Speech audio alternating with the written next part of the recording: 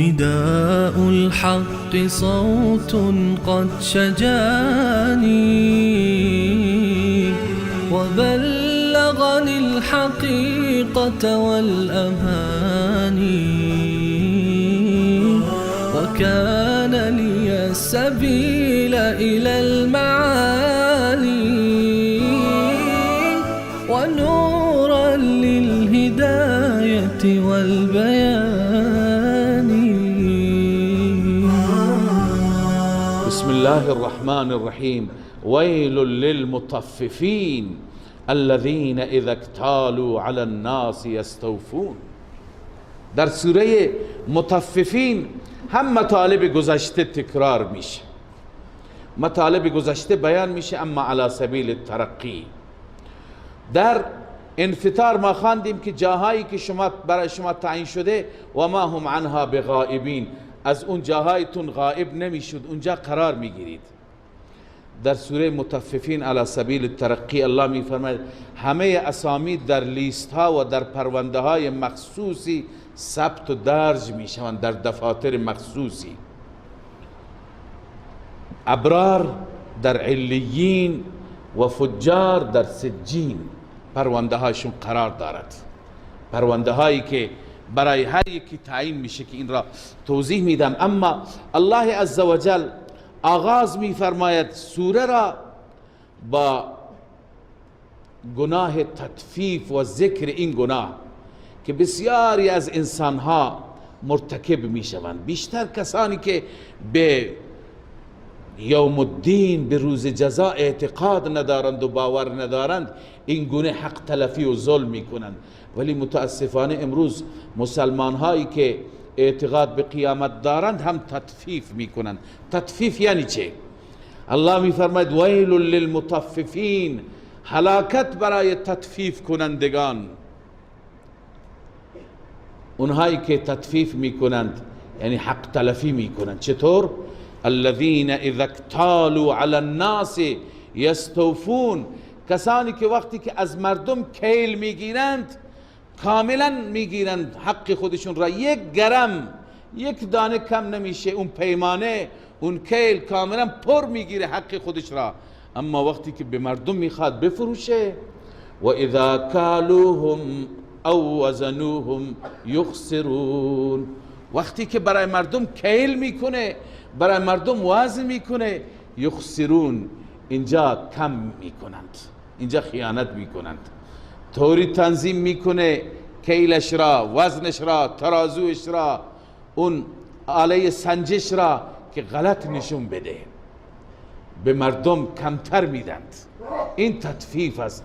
الله عزوجل قومی را هلاک کرد، قوم شعیب را هلاک کرد به خاطر یکی شرک و یکی همین مرض که اینها این مرض را داشتن، در بازار خیانت میکردن، کلاهبرداری میکردن، به مردم در کیل و وزن و در تحویل جنس خیانت میکردن. امروز متاسفانه به شکلهای مختلفی هست. اگر امروز اون پیمانه مخصوص نیست که بگیم از اون کمی کمتر، ولی پیمانه ها به شکلهای دیگه هستند. امروز پیمانه به شکل ترازوی دیجیتالی هست، امروز پیمانه به شکل عرض کنم که کامپیوتر هست که وقتی که شما میری پمپ بنزین و بنزین میزنی ماشین ترا کامپیوتری نشان میده، فکر میکنی 40 لیتر زدی، ولی دوستان میگن طوری آقا اون را تنظیم کرده که 37 و 38 لیتر میزنی ولی اونجا 40 نشون میده. این تطفیف است، این خیانت است. ما فکر میکنیم زرنگیم، ولی الله اینا را میدونه، میبینه. چنین نانی نخورید، چنین نانی برای فرزندان شما خطرسازه. فرزندی و بچه‌ای که انسان از این طریق و با این نام بخواد تربیتش بکنه، چی از آب در میاد؟ حق مظلومی را بخواد انسان تلف بکنه. لذا صورتهای تطفیف را علما متعدد و زیاد نوشتند که هر کسی با هر کسی قراردادی میبنده و طبق اون قرارداد عمل نمیکنه، این نوع تطفیف است. مثلا یک کارگر 50,000 تومان میگیره از شما، از صبح تا بعد از ظهر 8 ساعت کار میکنه. این 2 ساعت 3 ساعت اینجا اونجا با وضو و با فلان و با چای خوردن و وقت سپری میکنه تا میبینه ارباب نیست، مشغول کاری میشه، مینشینه استراحت میکنه. این تطفیف است. یک کارمندی که ساعت کارش تعیین هست و بر اساس ساعت داره حقوق میگیره، خیلی خطرناک است برای همه ما. برای من مدرس و ملایی که 6 ساعت باید درس بدم و وقتی که من قرارداد میبندم با مدیرم، وقتی که من کوتاهی بکنم حقوقم را به صورت کامل میگیرم اما کار ناقص تحویل میگیرم، اینا همه تطفیف هستند. تمام صورتهای قراردادی که شما امروز با هم دیگه قرارداد میبندید، اگر به اون قراری که میبندید عمل نشه، کوتاهی بشه، زرنگی بشه، خیانت بشه، بعضی ها جنس خوب و جنس غیر خوب را با هم قاطی میکنن، صاحب کار اصلا متوجه نیست.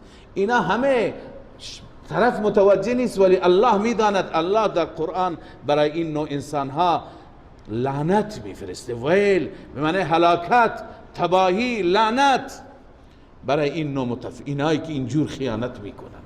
لذا انسان باید تقوا داشته باشه، در هر کار خدا را در نظر بگیره و بر اساس قرارداد و معاهده‌ای که داره انسان نباید کوتاهی بکنه. لذا الله می فرماید الذين اذا اكتالوا على الناس يستوفون، آنهایی که وقتی که کیل میکنن از مردم میگیرن، یستوفون حق خودشون را کامل میگیرن، چون زرنگن، فنفوت را بلدن. اما و اذا کالوهم او وزنوهم، هرگاه برای مردم کیل میکنند یا وزن میکنند، یخسرون کم میدهند به مردم. یا امروزه الان صورتهای زیادی هست، هر چیزی که خیانتی به حساب بیاد. امروز کالای جنسی به دیگه عنوانی میده اما جنس چیزی دیگه هست، به جای اصلی غیر اصلی را میده. انسان میدوند، چرا انسان ایمانش را خراب بکنه؟ بعضی میان قسم میخونی اصلیه، بگو همینه، ببر نگاه کن، به هیچ چی نمیشه اعتماد کرد، من همینو خریدم اینو میفروشم. چه نیازی هست که انسان آخرت خودش را، ایمان خودش را به خطر بندازه؟ الله عزوجل بعد از این درباره آخرت ما را یادآوری میفرماید، تذکر میده.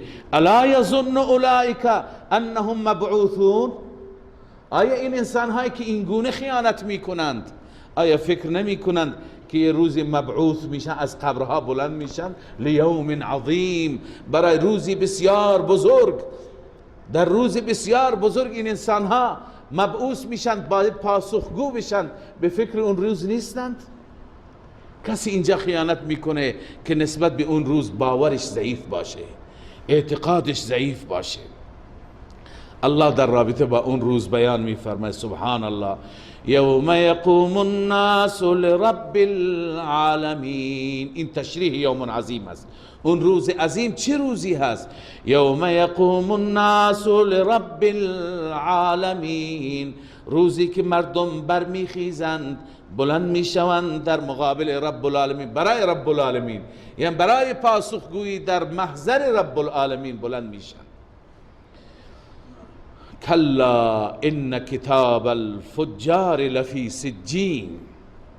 الله عزوجل اشاره می کند که شما تک تک شما پرونده دارید، هر یکی از شما یک پرونده دارد. این پروندهش در یک جای مخصوصی هست، بستگی دار به نوع عملش. عملش خوبه، پروندهش جای خوبه، جای خودش هم جای خوبی هست. عملش بده، پروندهش جای بدی هست. من با این آیات میخوام یه توضیح مختصری در رابطه با عالم برزخ بدم، چون علما و مفسرین ما معتقدند که 2 جا اینجا ذکر شده، یکی سجین، یکی علیین. اینها دو تا مقام هستند و دو تا جایگاه هستند در عالم برزخ و بسیاری از اشکالاتی که شما در ذهنتون برای بعد از مرگ دارید هم انشاءالله این اشکالات رفع میشه. اون اینه که انسان وقتی که از این دنیا میمیرد انسان منتقل میشه به عالم برزخ.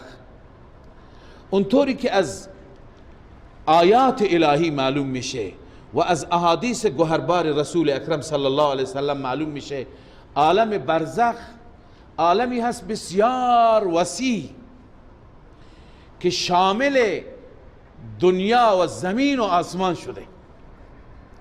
یعنی عالم برزخ همکنون بالاتر از آسمان ها هم است و پایینتر از زمین ها هم است.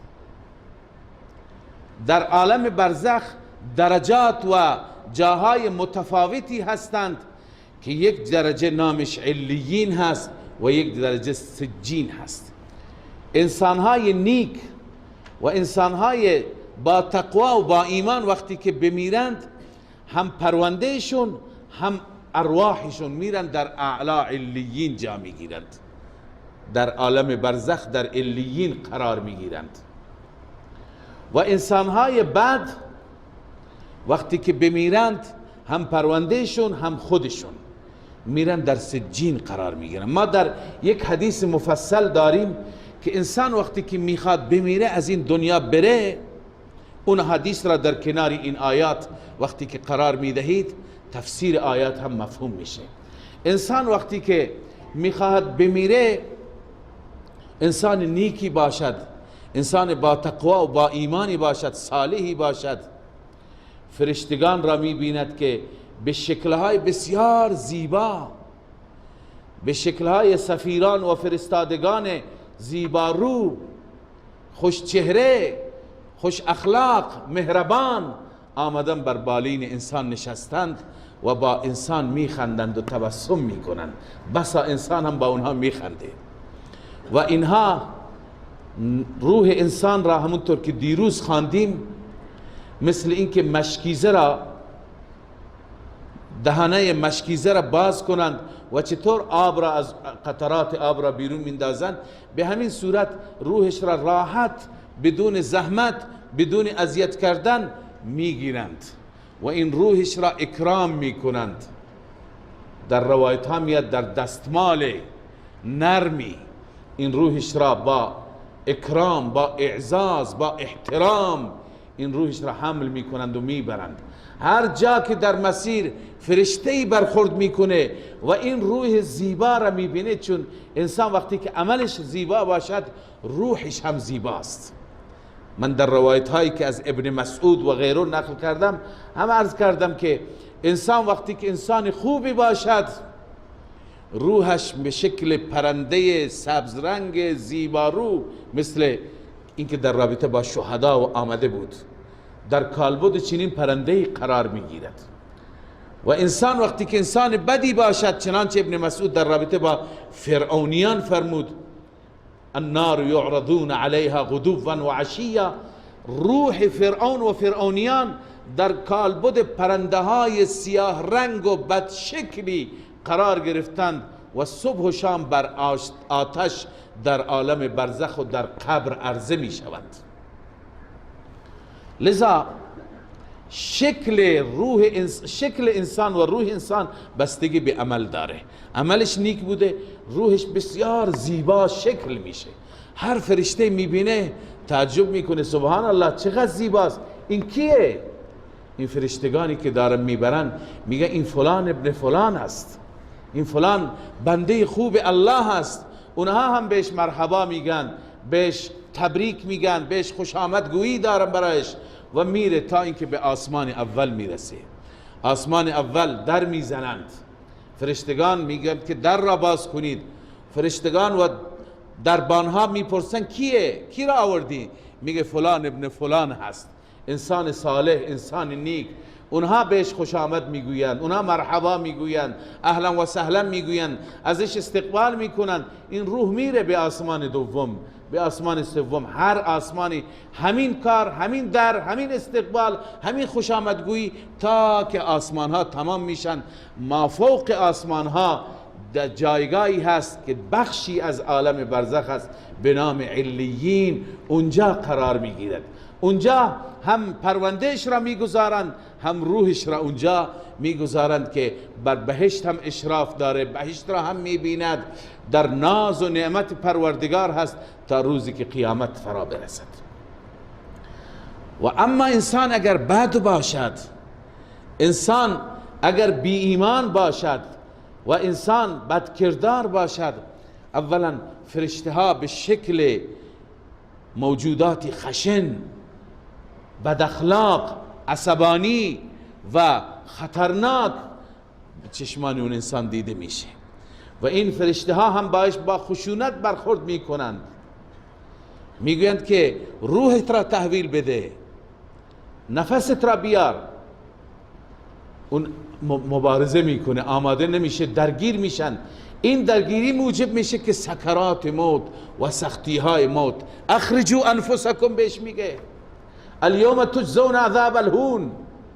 انسان وقتی که آیندهش را درخشان و زیبا ببینه راحت میره، مؤمن به همین خاطر روحش راحت بیرون میشه. اما به این فرشته میگه اخرجوا انفسکم الیوم تجزون عذاب الهون، روحت را بده، تحویل بده، عذاب ذلت باری برایت در انتظاره. خب انسان دوست نداره به طرف عذاب بره، انسان داد و فریاد میکنه، مبارزه میکنه. اینجاست که سکراتش سخت میشه. عرض کنم که درگیر هست و فرار هست تا که روحش خارج نشه. بالاخره فرشتگان آخر با سختی و نازعات غرقا، به همین اشاره داشت دیروز خواندیم، با سختی، همونطور که در روایت آمده که مثل این که کباب را از سیخ چطور جدا بکنی، به همین شکل با یک مشکلی و خشونتی و با زد و کوب میزنند. یضربون وجوههم و ادبارهم، میزنند اون انسان را و آخر روحش را از او قبض میکنند، میبرند به طرف آسمان ها. هر جا فرشتگانی میبینند این کیه؟ چون شکل بد روح را میبینند، غالبا سیاه است و تسود وجوه، به این اشاره داره. میبینند میگه این کیه؟ میگه فلان ابن فلان است. اونها لا مرحبا میگند، اونها نفرینش میکنند، اونها بهش سلام نمیدن، اونها هم با خشونت برخورد میکنند، تا اینکه میره انسان به آسمان ها میبرند اون را. اولین آسمان در میزنند، کیه؟ فلان ابن فلانه. میگه که لا مرحبا به، برای این هیچ خوش آمدگویی نیست، هیچ نوع استقبالی ازش نمیشه، اینجا برایش دری باز نمیشه، اینو ببرید به سجین. لذا از اونجا بر میگردند، برایش درهای آسمان باز نمیشه، بر میگردن. این چی که عرض میکنم در حدیث هست. بر میگردن، می آورن زیر 7 طبق زمین، یه جایی هست، سیاه چالی هست، جایی که همه بدان اونجا هستند، همه فجار اونجا هستند، همه کفار اونجا هستند. اونجا میارن این انسان را زندان میکنند، پروندهش هم همونجا قرار میگیرد، خودش هم همونجا. معمولا در دنیا قانون این است که در هر دادگاهی که پرونده انسان باشد، خود انسان در همون بازداشتگاه قرار بگیرد. لذا اونجا در سجین چون پروندهشون هست، بازداشتگاهشون هم در سجین است. اونجا دیگه عذابه، اونجا شکنجه هست، اونجا انواع گرزها هست، اونجا خدا میدونه چه عذابهایی هست. این عذاب همون عذاب قبر هست که جسمش هم متأثر میشه. حال جسمش چطور متأثر میشه این دیگه اختلاف علماست که رابطه این روح با جسم داره یا بدون رابطه. الله عزوجل که عذاب بده، هم روح را عذاب میده، هم جسم را عذاب میده. جسم پودر بشه، خاکستر بشه، خاک بشه، هر چی بشه الله عزوجل عذابش میده. لذا الله عزوجل میفرماید که کتاب فجار، فجار یعنی کفار، مشرکین، در سجین هست. تفسیر ابو سعود نوشته سجین علم لکتاب جامع سجین به دو چیز میگه، هم نام پرونده است، هم نام اون جایگاه که بخشی از عالم برزخ است. عرض کردم یک سرش بالای آسمان ها و یک سرش زیر زمین ها. معلوم میشه عالم برزخ خیلی از عالم دنیا وسیع تر است. لذا سجین علم لکتاب جامع دون فیه اعمال الشیاطین، پرونده جامعی هست که همه چیز ثبت شده، تدوین شده، ثبت شده، نوشته شده، اعمال شیاطین و اعمال الکفرة والفسقة من الثقلین، اعمال کفار و فاسقان و فاجران از جن و انس. تفسیر ابو السعود.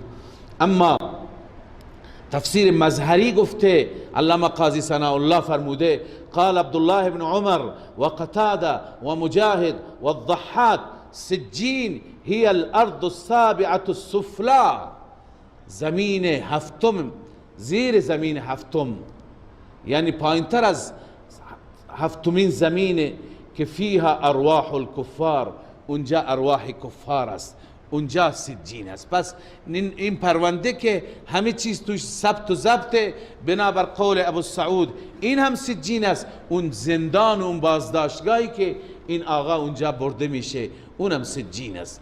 لذا الله می فرماید کلا ان کتاب الفجار لفی سجین، خبردار آگاه باش. یا اینکه اونطور که شیخ می فرماید کلا اینجا به معنی حقا هست، حقا ان کتاب الفجار لفی سجین، کتاب فجار، پرونده فجار در سجین هست. این پروندهش در اون عرض کنم که پرونده های سجین قرار دارد، در اون فایل، به اصطلاح سجین فایلی هست که اونجا پرونده های زیادی هستند. و ما ادراک ما سجین، خبرداری سجین چیه؟ کتاب مرقوم. الله میفرماید که کتابی هست که مرقوم، یا نوشته شده یا مهر زده شده. تفسیر کبیر امام رازی میفرماید المرقوم ها هنا به معنی المختوم، یعنی الله اون مهر زده، همه چیز تمام شده، دیگه چیز جدیدی توش نوشته نمیشه.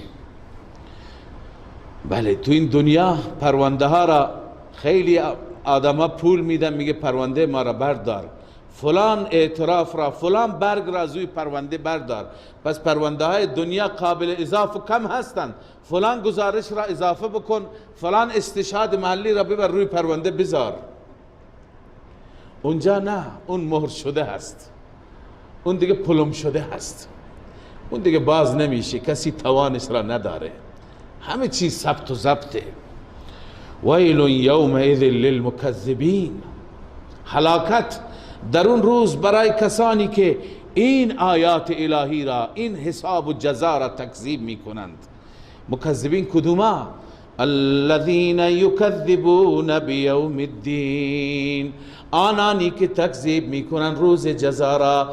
و ما یکذب به الا کل معتد اثیم، الله می فرماید تکذیب نمی کند آن را مگر هر انسان متجاوز و گناهکار. معتد فساد عقیده، اثیم فساد عمل. تکذیب کنندگان اونایی هستند که هم عقیدهشون بده هم عملشون بده. خب عمل بد نشون میده که این اعتقاد نداره، تکذیب میکنه، در طول حیاتش یک بار نماز نمیخونه، میگه من مسلمانم. خب این داره تکذیب میکنه قیامت را. اگر واقعا تایید میکرد نماز میخوند، یک بار زکات مالش هم نداده، با این همه سرمایه یک بار به حج هم نرفته. پس این نوعی تکذیب عملی هست. پس معتد تکذیب اعتقادی را میگن، اثیم تکذیب عملی را میگن. اذا تطلع علیه آیاتنا، هرگاه بر او آیات ما تلاوت میشه، قال اساطیر الاولین، اینا افسانه های گذشته ها هستند، اینا مال گذشته اند. عرض کردم در درس گذشته که بعضی جوان ها متاسفانه نمیدونه این جمله چقدر خطرناکه. وقتی پدرها و مادرها میگن بترس از عذاب قبر، میگه مادر این حرفا قدیمی شده، یعنی این حرفای قدیمی هستند. این تمسخر به اعتقادات این کفره. لذا قال اساطیر الاولین، اونا هم اینطور میگند اینا افسانه های پیشینیان هستند، اولین هستند. کلا، الله میفرماید این ردعیه هست، هرگز چنین نیست. پس حقیقت چیه؟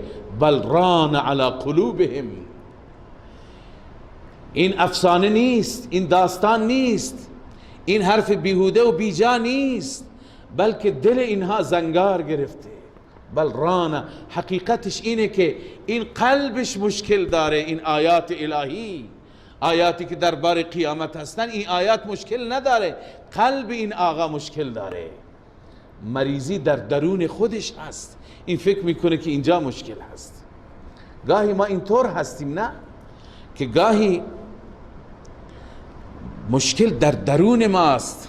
مثلا یک انسان مریضه، ذائقهش خراب شده، بهترین غذا رو میاره میگه خوب درست نشده، نمکش زیاده یا نمکش کمه یا طعمش بده، خیلی تلخه. خب این مشکل در درون خودت هست، برو خودت را علاج کن، اصلاح کن، تا اینکه این غذای خوب به زبانت، بر زبانت، به دهانت طعمی داشته باشه.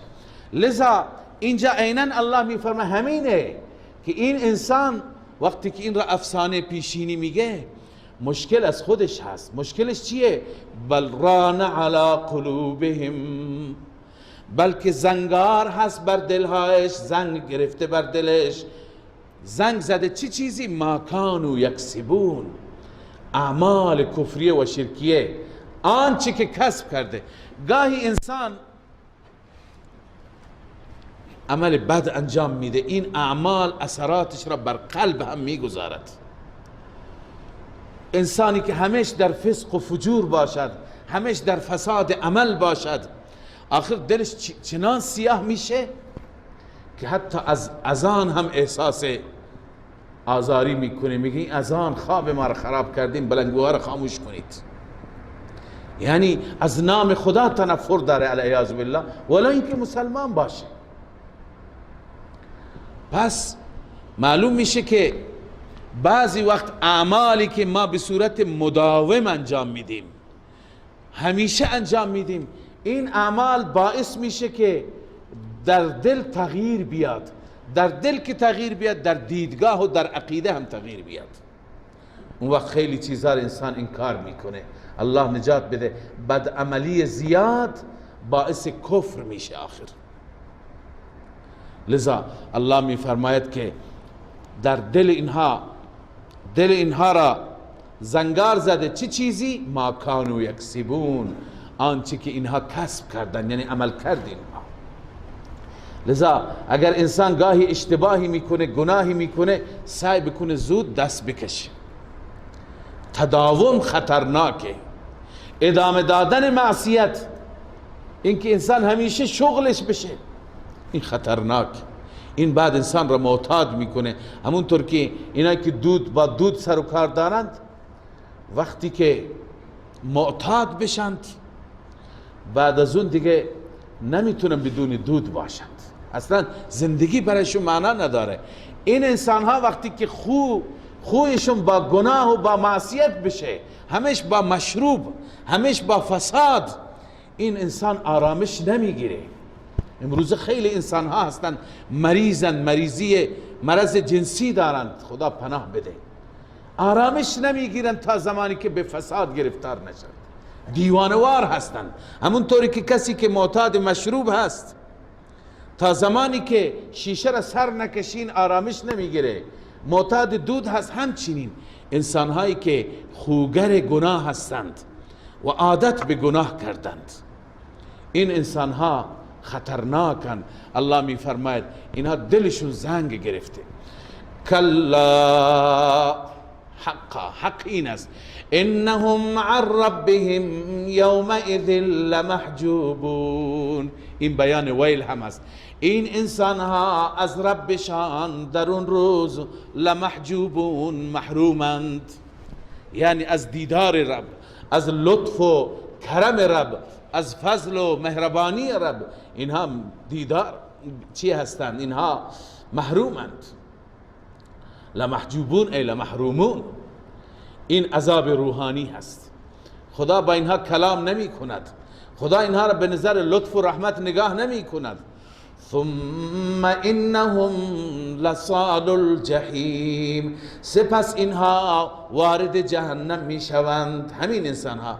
ثم یقال، سپس به اینها گفته میشه هذا الذی کنتم به تکذبون، این آن چیزی هست که تو این را تکذیب میکردی.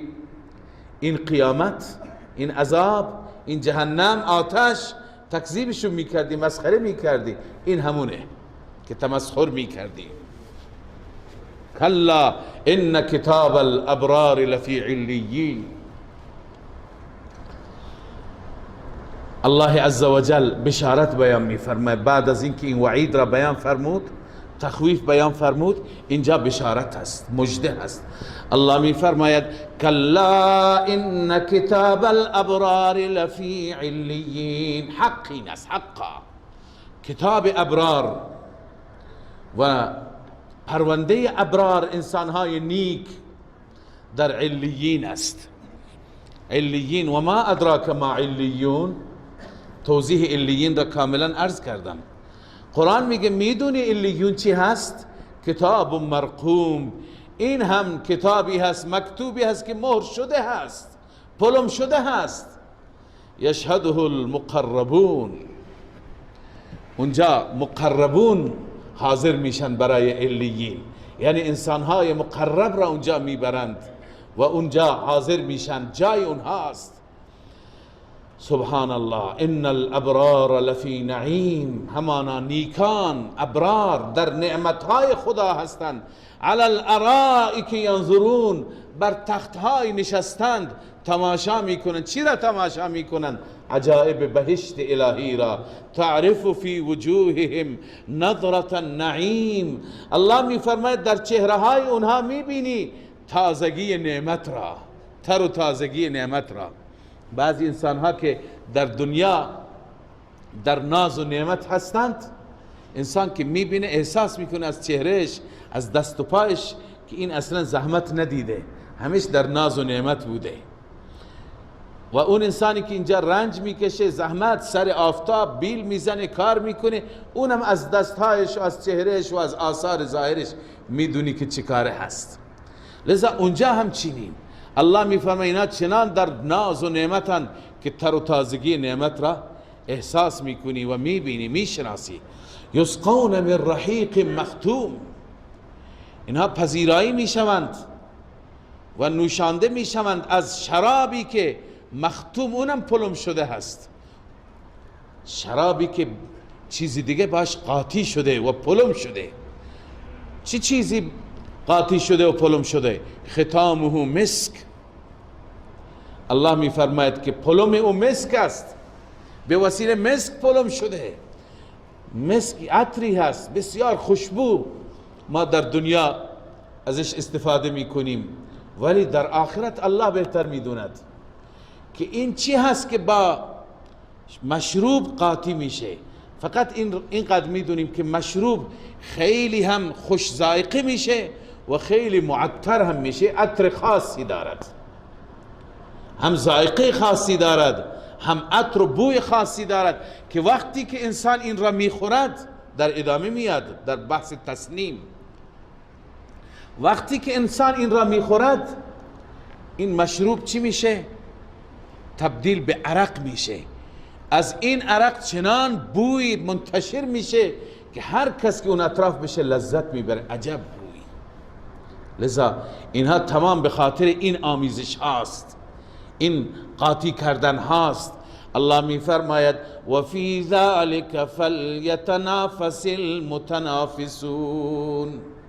الله ما را تشویق میکند و فی ذلک، در این رابطه باید فلیتنافس المتنافسون، رقابت کنندگان. تنافس اینه که ما از هم دیگه پیشی میگیریم، نه؟ تنافس، تسابق، مسابقه دادن است. من سعی میکنم ماشین من سیستمش بالاتر باشه، اون سعی میکنه که ساختمان او مجلل تر باشه، اون یکی دیگه سعی میکنه که پاساژ او زیباتر باشه. هر یکی سعی میکنه که در دنیا نعمتهایی که الله بهش داده بهتر باشه. الله میفرماید اینها نباید برای شما موجب تنافس و رقابت باشد. بهشت باید باعث رقابت بشه. هر یکی سعی بکنه که در این نعمتها از هم دیگه پیشی بگیرید، بیشتر عمل، بیشتر تقوا، بیشتر خدا ترسی، بیشتر نماز شب، تلاوت، ذکر، یاد الله، رسیدگی به بینواها، به یتیمها، به فقیرها، به دردمندها. همه اینها را با هم رقابت بکنید. هستند امروز کسانی که الحمدلله در کارهای خیر با هم رقابت میکنن. بعضی وقتها میبینیم بعضی مردم بعضی کارهای خیر را اصلا انحصاری کردند. اگر کسی دیگه ببره کار خیری بکنه، مثلا یه سفره افطاری یه آقای به دست میگیره میگه این مال من است. اگر شما چیزی ببری ناراحت میشه، میگه آقا این مال من است، شما ببر جای دیگه. میخواد فقط هر چی خیر هست او داشته باشه. خوبه این تنافس خوبه، این رقابت خوبه. الله میفرماید در کارهای خیر از هم دیگه پیشی بگیرید. هر یکی سعی بکنه اون یتیم را من تحت تکفل بگیرم. مگر چقدر کار داره. این خوب شد که به زبانم آمد. ما در جامعه خودمون یتیم پروری نداریم، به همین خاطر آینده جامعه بسیار خطرناک میشه، به فساد کشیده میشه، به دلیل اینکه این یتیم نه درس میخونه نه سرپرستی میشه، برای مایحتاج خودش مجبور میشه به راههای خلاف رو بیاره. اما رسول اکرم صلی الله علیه و سلم فرمود انا و کافل الیتیم کهاتین، من و اون کسی که یتیم را پرورش میکند مثل این دو انگشت هستیم. این خارج از موضوع است، این بحث را چند روزه میخوام عرض بکنم فراموش میکنم. معنیش اینه که هر کسی که یک یتیم را تحت تکفل بگیره، خیلی از خیرین هستن بعضی بلاد اسلامی که از طریق مؤسسه مطلع میشیم ما، که اینها میگن آقا من توانایی، یکی میگه من توانایی 5 تا یتیم دارم، یکی دیگه میگه من توانایی 10 تا یتیم دارم، یکی میگه من یکی دارم. یک عزیزی هست از اصلویه بوشهر، هر ماه پول واریز میکنه، بنده اطلاع دارم، به حساب یتیمی برای تحصیلات فقط 150,000 تومان، ولی از چند ساله. این پول زیادی نیست، برای کیف و دفتر یتیم هست. ماهی 150,000 تومان مرتب واریز میکنه، میگه این یتیم مال من است، تا روز من زنده باشم مایحتاجش را من تأمین میکنم. بعضی ها 2 تا یتیم، بعضی ها بیشتر. وقتی که شما تحت تکفل بگیرید، خب اون وقت در جامعه مشکلی هم نمیماند. ما معضل به نام یتیم ها نخواهیم داشت. اون یتیم هایی که درس میخونند، شما نوشت افزارشون را، شما هزینه های تحصیلشون را به عهده بگیرید. خیلی زیاد هم نیست. یکی از فرزندان شما که درس میخونه چقدر از شما هزینه میگیره؟ همون اندازه هزینه میگیره. ما را خدای عزوجل در هر خانه 4 تا 5 تا فرزند عنایت کرده، لذا یکی اونم فرزند شما از طریق مؤسسات فی ذلک فلیتنافس المتنافسون عرض میکنم رقابت بکنید. بگید آقا یک یتیم 2 یتیم، چون این مؤسسات پرونده ها دارند، آدرسشون دارن، ماه به ماه به اونها سر میزنند، درسشون را هم نگاه میکنن به کجا رسیده، برای فکر لباس عیدش هستن، کفش عیدش هستن. لذا چه خوب هست که یک خیری، یک کارمندی ماه 200,000 تومان بیشتر نمیشه، ماه 150 تومان بیشتر نمیشه، به عهده بگیره، بگه که تا روزی که من زنده هستم از حقوقم این را میدم. اون وقت واقعا بخش بزرگی از مشکلات حل میشه، مشکل بیسوادی هم حل میشه، مشکل فساد اخلاقی و اجتماعی هم حل میشه. یتیم هم تحت تکفل شما به هر حال به نوای میرسد، شما هم انشاءالله بهشت خودتون را کسب میکنید. لذا در این چیزها باید با هم رقابت بکنیم، نه در این که من بچم ساعتش از فرزند شما بهتر باشه، شما سعی بکنید که لباسی از این بهتر باشه، این ماشینش از او بالاتر باشه، این از این. اینها رقابت نیستن. رقابت کارهای خیر هستن، کارهایی که به درد قیامت ما میخوره، کارهایی که قبر ما را روشن میکنه. لذا الله می فرماید و فی ذلک فلیتنافس المتنافسون، در این نوع کارها، در پیشی گرفتن در نعمتهای بهشت باید رقابت کنندگان. و مزاجه من تسنیم، اون شراب بهشت را میخواندیم. الله میفرماید که مزاجه یعنی با او خلط میشه، آمیزش میشه، قاطی میشه. چی؟ من تسنیم، از اون قاطی میکن، با اون قاطی میکنند از نهر تسنیم، از چشمه تسنیم. تسنیم نام چشمه هست در بهشت که گفتند هر کس از اون آب بخورد، همون روایت را که قبلا عرض کردم، عرق بدنش از مسک و عنبر هم خوشبوتر میشه. الله می فرماید عینا یشرب بها المقربون، این چشمه ویژه‌ای هست، چشمه خاصی هست که مقربون از اون می نوشند، انسانهای ویژه و انسانهای خاص از اون می نوشند. بعضی نعمتها مال خاصان هستند. ان الذين اجرموا كانوا من الذين آمنوا يضحكون. الله عز وجل اینجا توبیخ می فرماید و زجر بیان می فرماید برای اهل باطل که اهل حق را مسخره می کنند، اهل حق را تمسخر می کنند. الله می فرماید ان الذين اجرموا، آنانی که مجرم بودند، جرم کردند در دنیا و مجرم هستند، کانوا من الذين آمنوا یضحکون، اینها بودند در دنیا به کسانی که ایمان می آوردند یضحکون، می خندیدند، مسخرهشون می کردند. و اذا مروا بهم یتغامزون، هرگاه از کنارشون رد می شدند با گوشه چشم به اونها اشاره می کردند. غمز اشاره چشم را می گویند، چشم زدن، منظور تمسخر کردن، تحقیر کردن. این آقا فلانه، این میخواد بره به بهشت، این میخواد چنان بشه. اهل حق را، اهل دین را چنان مسخره میکنن. و اذا انقلبوا، همین مجرمین وقتی که بر میگردن پیش اهل و عیالشان، اذا انقلبوا الى اهلهم انقلبوا فکهین، بر میگردند خوشحال، احساس میکنن ما زرنگیم، احساس میکنن بقیه همه کودنند، همه چیزی بلد نیستن، اینایی که نماز میخوانند، اینایی که به مسجد چسبیدن، اینایی که در راه خدا میرن، ما رفاه داریم، ما زندگی خوبی داریم. الله میفرماید و اذا رأوهم، وقتی که اونها را میبینند، یعنی اهل دین را، اهل حق را، قالوا ان هؤلاء لضالون، میگه اینا گمراهند. به دینداران چی میگند؟ اینا گمراه، اینا بیکارند. الله عزوجل میفرماید تو به فکر خودت باش، تو را ما برای حفاظت از او نیافریدیم، تو را برای خودت آفریدیم. و ما ارسلوا علیهم حافظین، اینها فرستاده نشدند که بر اون اهل حق حافظ باشند، اونا را نگذارند گمراه بشند. اون که بر مسیر حقی اون را میگه گمراه. الله میفرماید تو که حافظ او نیستی، تو نگهبان او نیستی، تو به فکر اصلاح خودت باش، تو کی هستی؟ لذا این در دنیاست، اما در آخرت مسئله برعکس میشه. چون بحث آخرت بود، الله عزوجل اشاره به دنیا فرمود. حال برمیگردیم به اونجا، به آخرت. فاليوم الذين آمنوا من الكفار يضحكون، امروز کسانی که ایمان داشتند در دنیا، کسانی که مؤمن بودند، امروز به کفار میخندند. میبینند که کفار چطور در جهنم داد و فریاد میکنند، آه و فغان سر میدهند. اینها بر تختهای علی الارائک ینظرون، بر تختهای در بهشت نشستند و اونها را تماشا میکنند، اشراف دارند و به اونها میخندند. میگن تو دنیا ما را مسخره میکردید، الان ببینید عذاب را.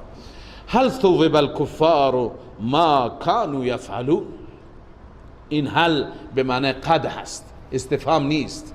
الله عزوجل میفرماید هل ثوب الکفار، یعنی به تحقیق، به درستی کفار جزا داده میشوند. جزای چه چیزی؟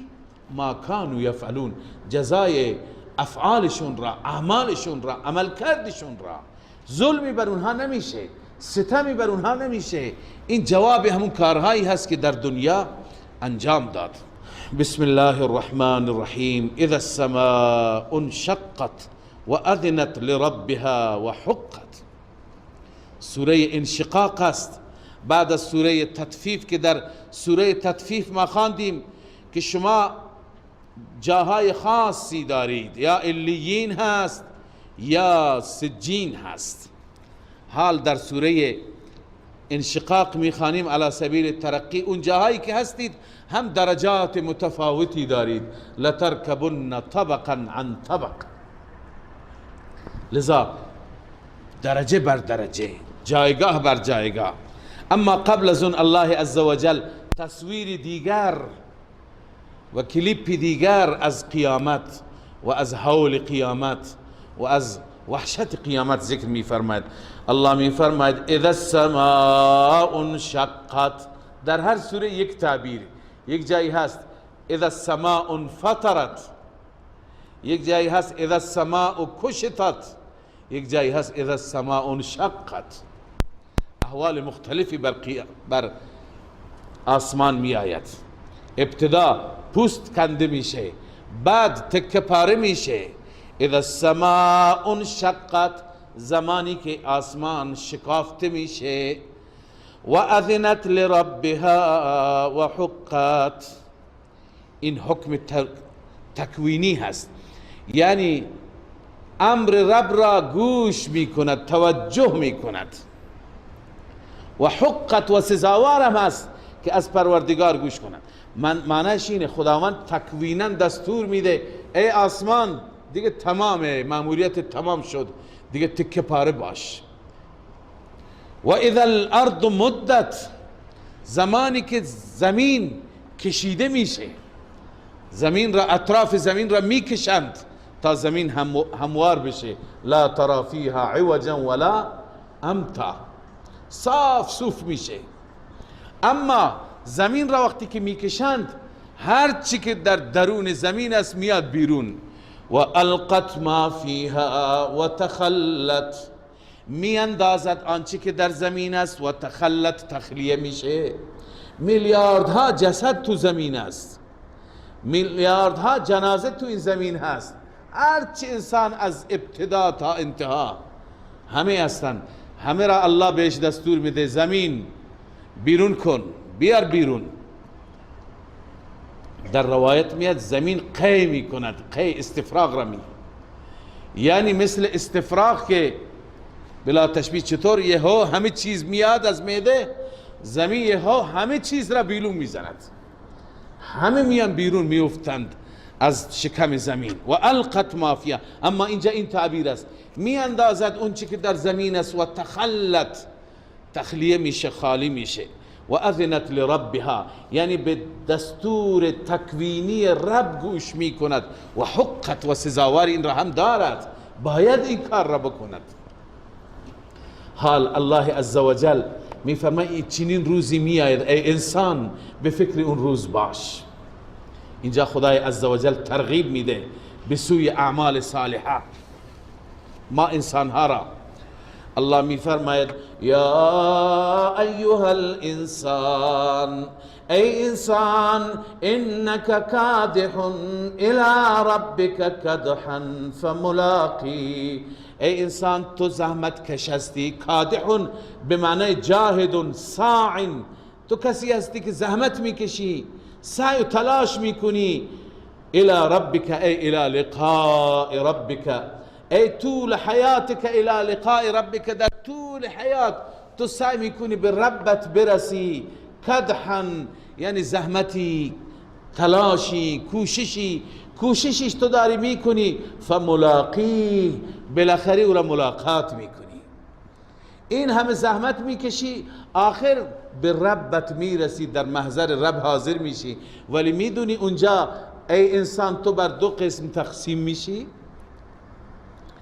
وقتی که به بارگاه رب برسی، در محضر رب حاضر بشی، به دو قسم تقسیم میشی. فاما من اوتی کتابه بیمینه، بستگی به این دارد که زحمتش چه زحمتی بوده. اما اگر هر انسانی نامه اعمال داده بشه به دست راستش، فسوف یحاسب حسابا یسیرا، ان قریب از این انسان حساب آسان گرفته میشه. اللهم اجعلنا منهم، خدا ما را از اینها بگردان. حساب آسان، خدا سخت نمیگیره، همه اشتباهات را نادیده میگیره، نمیگه فلان وقت فلان گناه را کردی. الله عزوجل چشم پوشی میکنه، هیچ یادم نمیکنه که خجل بشی. حساب آسان میگیره، یک حساب سطحی سرسری میگه برو به بهشت. این نوع اول است. فسوف یحاسب حسابا یسیرا، حساب گرفته میشه حساب آسان. و ینقلب الی اهله مسرورا، این انسان برمیگرده پیش اهل و عیالش خوشحال. اون اهل و عیال بهشتی مراد است، یعنی اونجا میره خونش، جایگاهش، کاخی که برش تعیین شده، باغی که برش تعیین شده، خوشحال شادان، اونجا دیگه زندگیش را شروع می کند. این انسانی که نامه اعمال به دست راست دارد. و اما من اوتی کتابه وراء ظهره، این تخویف اخروی است. اون تبشیر بود، این تخویف است، اون بشارت بود. اما اون انسانی که نامه اعمال داده میشه وراء ظهره، پشت سر. چطور پشت سر؟ در آیات دیگه داریم که این اصحاب الشمال هستن، دست چپ. ولی پشت سر یعنی چه؟ گرچه بعضی گفتند که از شکم چاک داده میشه شکمش و دستش از اینجا میره به پشت سر، ولی خب یه تفسیری که بنده مطالعه کردم و راجحتر معلوم میشه اینه که نامه اعمال را انسان چون خجالت میکشه، کارنامهش خوب نیست، لذا پشت نگه میداره کسی نبینه. به این معنی هست. چون که اون کسی که نامه اعمال به دست راست داده میشه، یکی دو روز پیش خواندیم که اون میگه ها ام اقرأوا کتابیا، مردم بیایید بخوانید ببینید من قبول شدم، ببینید من ممتاز شدم. اما این انسان این خجله، تو پروندهش چیه؟ گناه، معصیت، زنا، مشروب، کفر، شرک، همه گناه ها. لذا این انسان چیکار بکنه؟ این مجبوره که پشت سر نگه داره که کسی نبیند.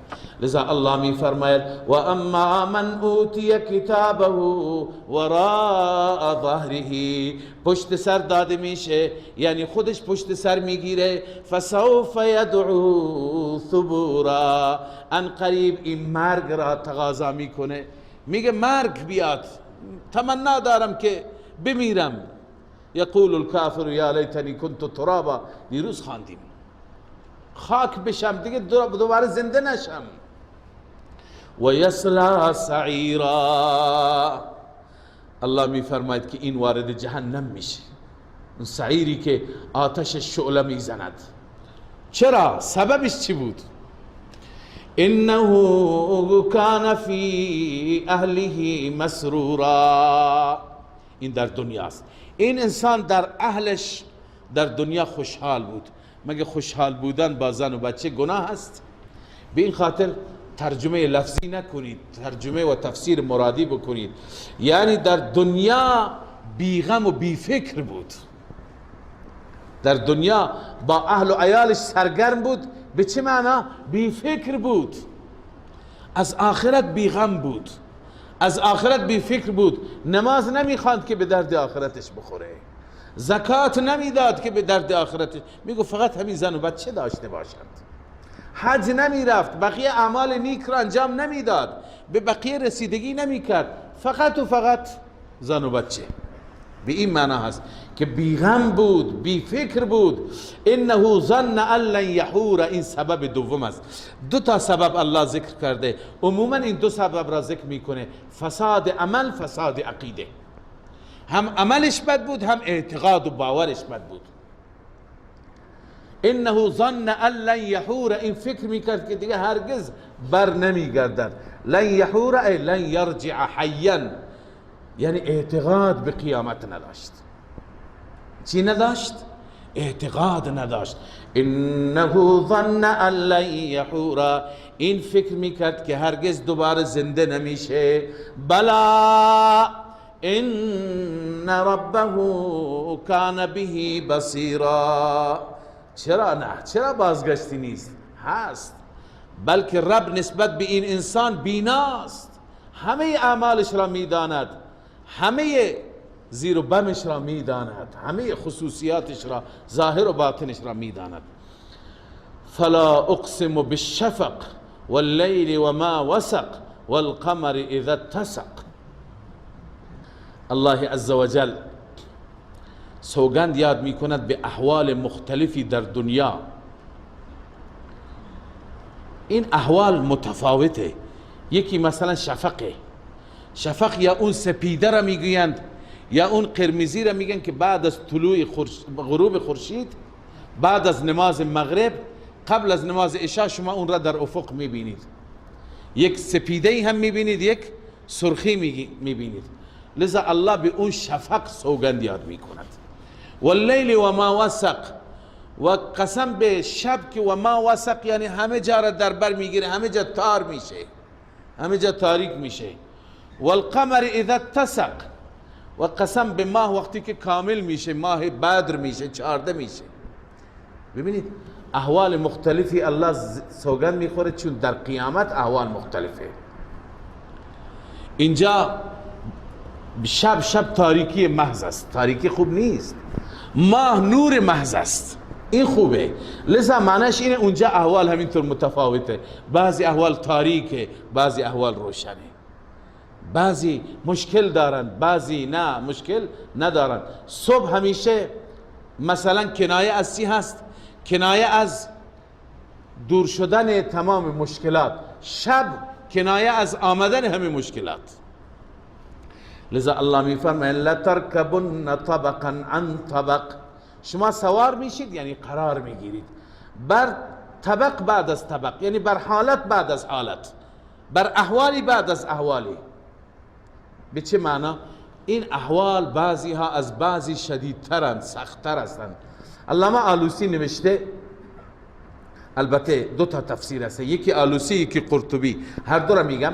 آلوسی نوشته لترکبن احوالا بعد احوال، ای انسان ها شما از یک حالی به حال دیگه سوار میشید، از یک حالی به حال دیگه قرار میگیرید.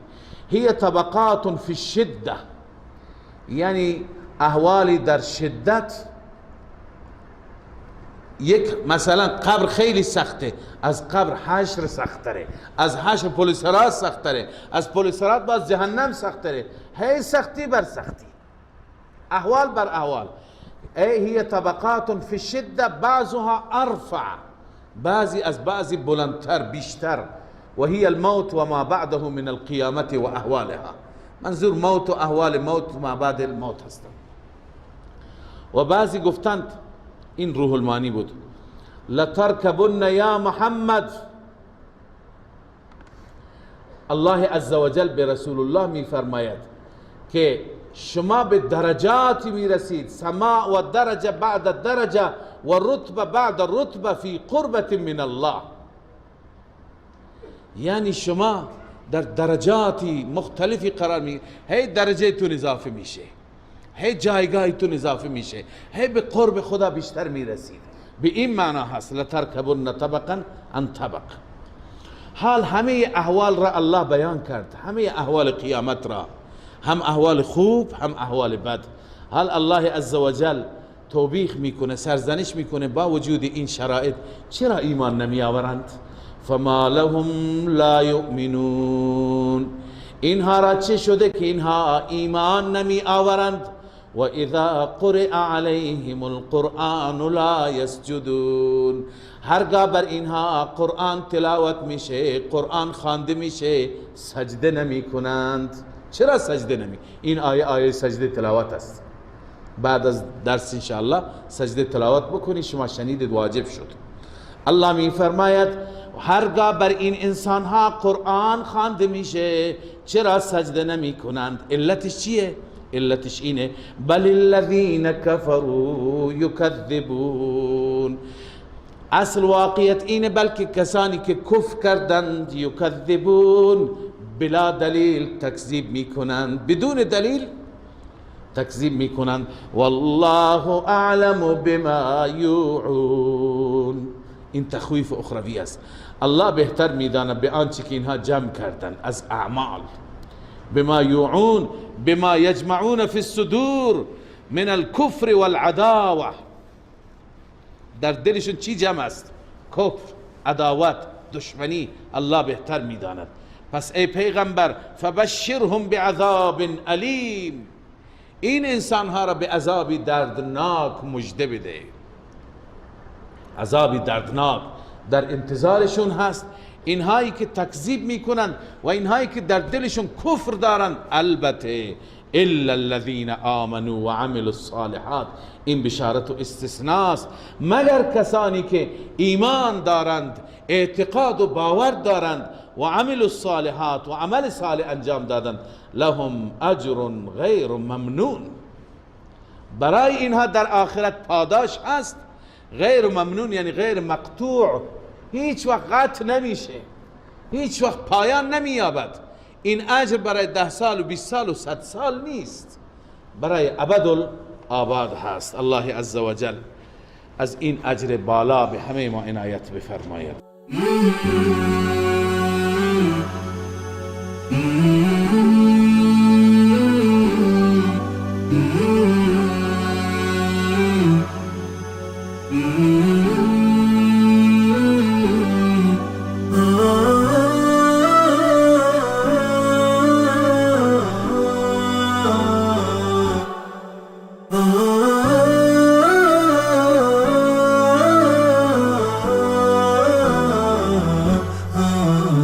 نداء الحق صوت قد شجاني وبلغني الحقيقة والأماني، وكان لي السبيل إلى المعالي ونورا للهداية والبيان.